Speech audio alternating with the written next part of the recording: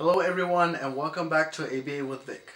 Now before we begin with this week's topics, go ahead and click the subscribe button so that every week you can get weekly updates of ABA with Vic. This week's topic is teaching components. Now we're on part 3 of 3 for the structured teaching.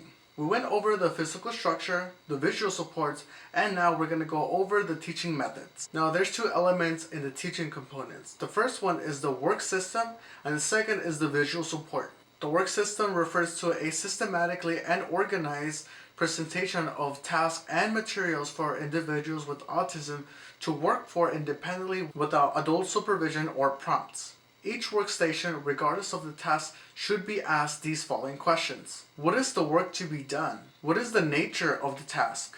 And this could include brushing teeth, sorting colors, sorting by alphabet, task analysis of how to make a sandwich, and many more tasks. The second question should be, how much work should be done? Visually represent to the student how much work it is exactly to be done. If the student is given the task to sort 10 colors, don't give them a whole stack. Only give them the amount that they're supposed to complete. If you give them a whole stack of colors for them to organize, what could happen? It could cause frustration on the student, as well as causing anxiety and not able to understand how much work to be done. The third question should be, when am I finished? And for this, the student must independently recognize when is the work done. What you could do is use timers so that students learn that when the timer goes off, the activity is done.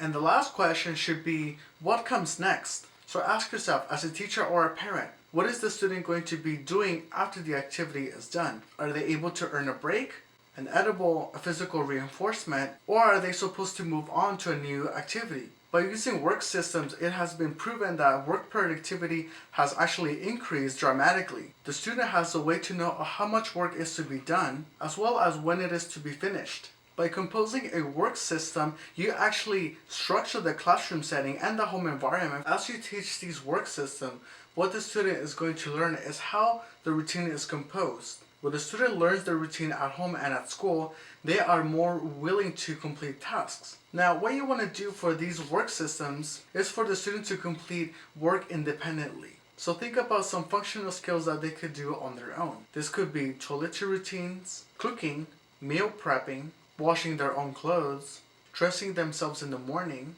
and any other tasks. When choosing skills, you want to make these skills be functional for the student or the child's life. For example, you might want to have the student write their personal information independently. This is an important task because the student learns their personal information in case they need it in case of an emergency. Always remember to choose tasks that are going to be beneficial for the student or the child. This could be tasks that they go about in their daily routines, and also for their job site. You always want to remember that the goal is for the student or the individual to be independent so that they are able to live a successful and independent life. The second part of the teaching component is the visual structure. Now we have already went over the visual structure on last week's video.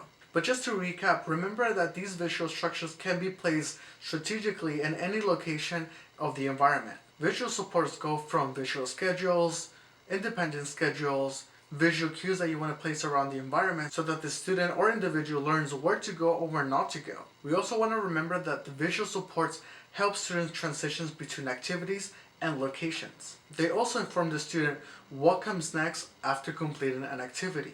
If you want to place visual supports around the classroom, always remember that these visual supports have to be clear and concise as well as to the point. As we discussed in last week's video, you don't want to make these visual supports too overwhelming because what happens is that the student may have anxiety or be stressed. And we always want to avoid challenging behaviors.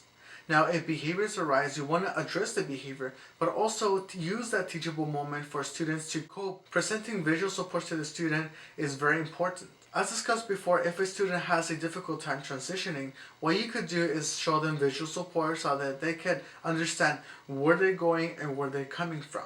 This also eases the transition for the student. You also want to help establish a routine so that student knows every day what to do and around what time a certain activity is to be completed. By doing so, you increase work productivity around the classroom as well as in the home. Now, these 3 videos conclude the segment on structured teaching methods. We went over the physical structure as well as environmental arrangements, the visual supports, And on this week, we also went over the teaching methods and the other visual supports that you could implement in the classroom as well as in the home. Always remember that we want to be proactive when presenting these. And always remember, if any challenging behaviors arise, you want to address the behaviors. If any challenging behaviors arise, you also want to use that teachable moment to teach individuals how to request for certain items. Also learn the function of the behavior. For example, if you present a task and the student begins having a tantrum, maybe you could present a all done card or break card so that the student learns that they could demand or they could ask for a break instead of tantruming. Now, if the student actually asks for a break or all done, what you want to do is to honor their request so that they learn by using the break card, they could go on a break, and also you avoid a tantrum. Thanks for tuning into this week's video. This week we went over the teaching components, the work system, and the visual support. If you like this video, give it a thumbs up. Once again, if you have any questions or comments, please leave me a comment down below. You can also send me an email at ABAwithVic@gmail.com, as well as tweet me at ABAwithVic. I'm Victor, and this has been ABA with Vic.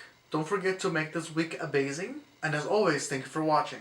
Hey there, before I forget, April is coming up, and as you may know, April is Autism Awareness Month. So in honor of Autism Awareness Month, I'm going to give out 4 prizes to 4 people in April.